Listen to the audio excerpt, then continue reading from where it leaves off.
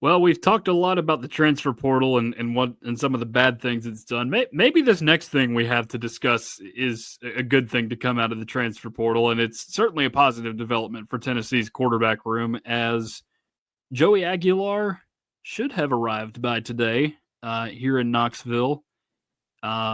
He has just graduated from Appalachian State, which is important because that allows him to get into the building, learn Tennessee's offense, and it's a tough offense to learn this quickly if you're not used to the pace of it.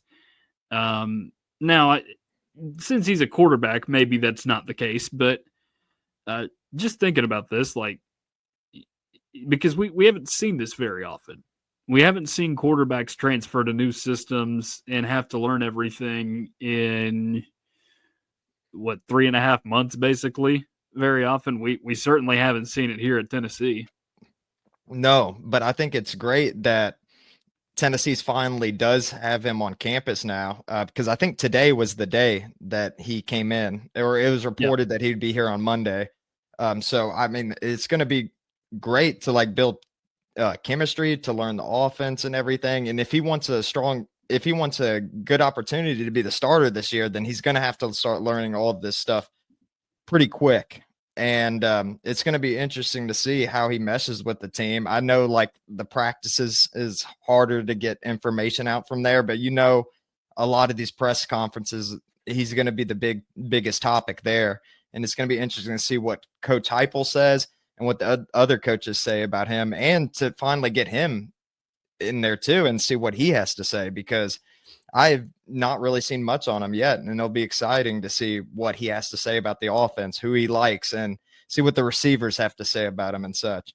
yeah, and he's got slim pickings this year at receiver. It feels like, unless they decide to use like Amari Jefferson or one of the freshmen in a little bit more of an extended role, but um, and sometimes you can tell in practice from the quarterbacks just who's doing well and who's not. And I say that because I remember, I guess it was my senior year, 2023. I was at several of their fall ball practices and got to watch Joe Milton and Nico warm up and do routes on air and all that fun stuff. Joe was clearly better at that than Nico. Obviously, it didn't translate well to the game, but Tennessee was pretty dogged in its effort to keep Joe Milton as the starter that season. They were pretty adamant that he was better than Nico in 2023. And I'll be honest, after this season, they were probably right. They were probably right about it the entire time. So, all that to say, you can learn more than you think at practices, but also don't read too far into them at the same time. Yeah, yeah. I mean, we've seen. I don't want to talk bad about him or whatever, but I mean, like Nico, a lot of his highlights coming out of high school and everything were just those 7-on-7 things, and he looked phenomenal in those. But then when it came to game time, when he was playing at Tennessee, a lot of times it seemed like it took him too long to make reads and to make a decision to throw the ball downfield. And it's got to be a lot easier to make those decisions when you don't have 7 people rushing you and trying to take your head off. Yeah. And, I mentioned this last night. Actually, I was on the Florida show here on the Voice of College Football Network. Shout out to those of you who watched that show last night, and if you are a Florida fan that happened to be watching that show, appreciate you for hate watching along tonight.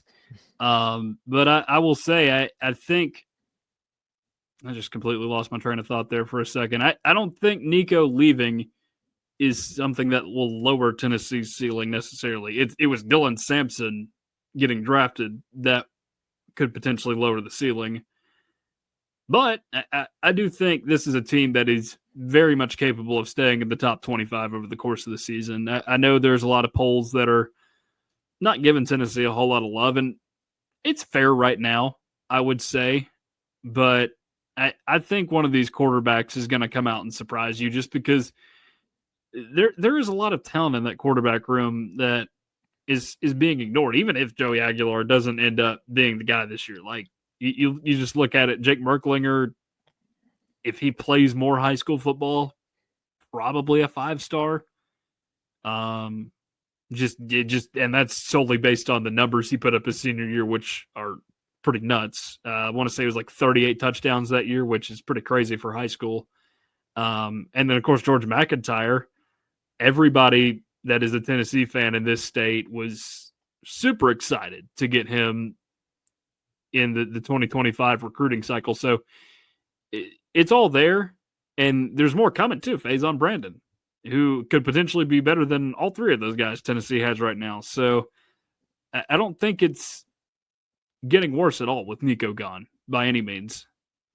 Yeah, I don't think so either. I mean, I felt like the situation was already interesting with Nico coming. Like, even if Nico's on the team, I already thought it was going to be an interesting season based on like how thin Tennessee is at receiver, how much talent they've lost in the defensive backfield, and then like losing Dylan Sampson too. That's just not someone that you're going to replace overnight. And Tennessee's for sure not going to have a Dylan Sampson on the team this upcoming season. But I think Josh Heupel's a good coach, and I think regardless of who's on the roster, I think Tennessee's going to try to compete no matter what. And I don't know how good Tennessee will be this year, but I will say, like, most of the games that you think Tennessee are going to win, they're probably going to win, I would imagine. And I don't know, having three quarterbacks that have potential to be great in the roster is a good problem to have too. So yeah. It can be, but if you do favor a guy that maybe is not performing up to his billing, then that can be an issue, because sometimes you hear the phrase thrown around, when you have two quarterbacks, you actually have none. I don't think that's the case here. I hope it's not the case here, but sometimes that can be a problem. I mean, you saw it at Florida for part of the season last year. And, once Mertz got injured against Tennessee, their ceiling rose exponentially with DJ Lagway, it felt like.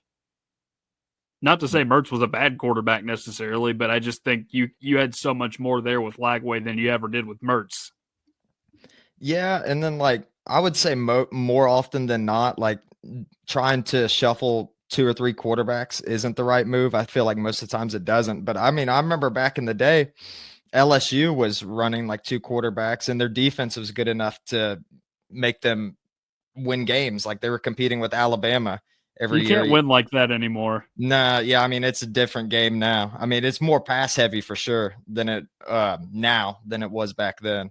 Yeah, Jarrett Lee and Jordan Jefferson would die in the Josh Heupel system. I can almost guarantee that. But yeah, Joey Aguilar is here now. He's learning the system, and that's exactly what Tennessee needs to be hearing this week. Just because I know that's been a little bit of a monkey on Tennessee's back in a sense, for a little while. But it's good to hear that is finally over with. So we'll see how the quarterback battle plays out this fall.